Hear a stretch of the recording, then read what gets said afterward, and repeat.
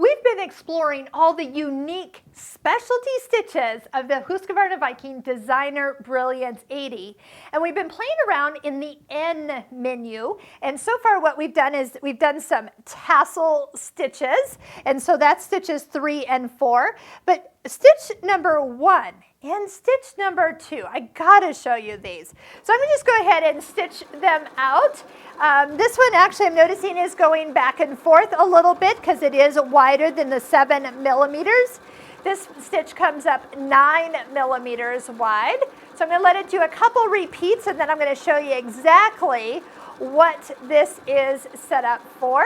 So these are called crystal stitches. Now what does that mean? That means that these stitches have these little circles, and you are to come in and put the little glitz, the crystals that glue on right in that area. So you also have it for this stitch as well. You can kind of see where the circles are at the top and at the inside of those little heart-shaped areas.